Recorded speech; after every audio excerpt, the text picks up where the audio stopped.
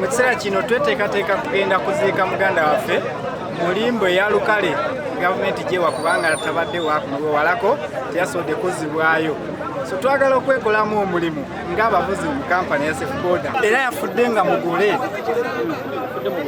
Ye embaga yabadde ewedde omugole bamuleeta okugatta nekolebwa wano. Omugole yadde yavudde eri waabwe Burundi era amulese mu nnyumba n'alyoka afuna akabenje. Kati omugole ali ludda kuno kwali ku Uganda tanaddayo gyali eno gyabadde asula okuzika tugenda kuzika eno bweyogera ajja kuziika tuli ku mukolo gwa munnaffe eyasooka okufa. Tulina munnaffe eyafa ku Lwokusatu ng'ennaku z'omwezi 16 eyatomerwa takisi Segawa market wali mu Kisenyi. Era omwami oyo amaze mu kubanika ewiiki nnamba olw'ensonga nti abadde nzaala y'e Burundi.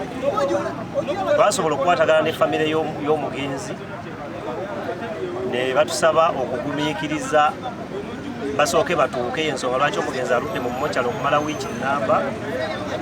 Famire eyo yatuuse olunaku lw'eggulo n'abamu batuuse leero ku makya era enteekateeka y'okuziika yeno gye tuliko obudde buno.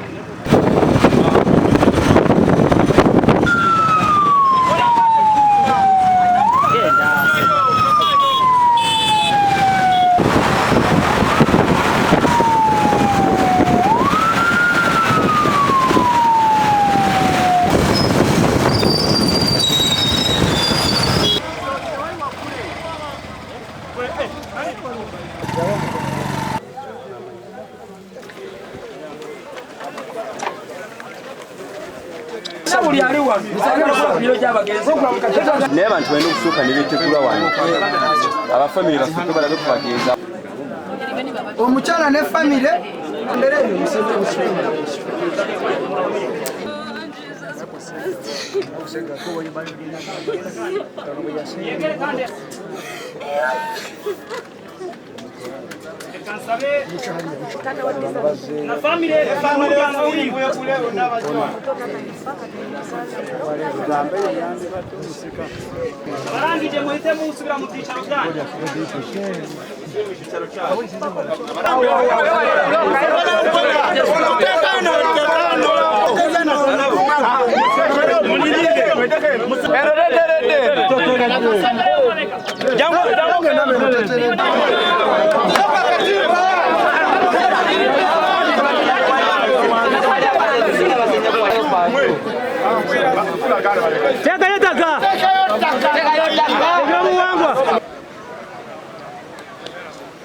Download the app on App Store or Google Play Store now. Vision Digital Experience, the future of media.